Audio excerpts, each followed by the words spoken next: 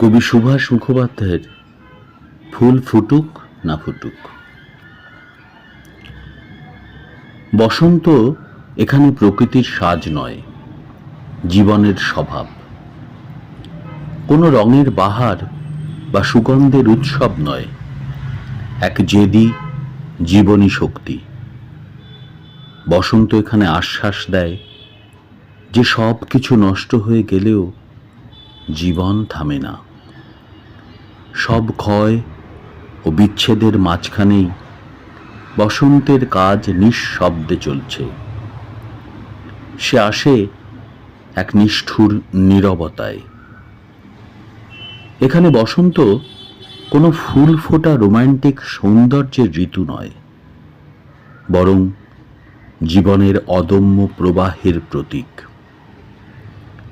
বসন্ত এখানে সময়ের বিরুদ্ধে জীবনের ক্ষুদ্র কিন্তু জেদি প্রতিবাদ। বসন্ত এখানে আশা দেয় না, প্রতিশ্রুতি দেয় না। সে শুধু বলে, সব অন্ধকারের মধ্যেও জীবন নিজের ভাষা হারায় না।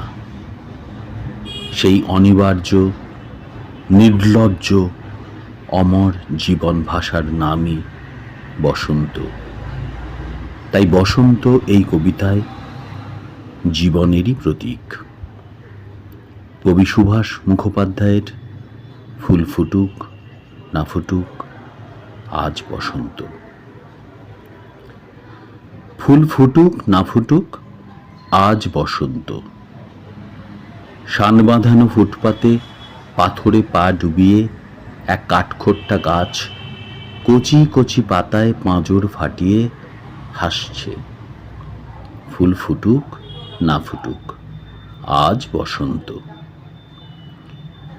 আলোর চোখে কালো ঠুলি পরিয়ে তারপর খুলে, মৃত্যুর কোলে মানুষকে শুইয়ে দিয়ে তারপর তুলে, যে দিনগুলো রাস্তা দিয়ে চলে গেছে যেন না ফেরে।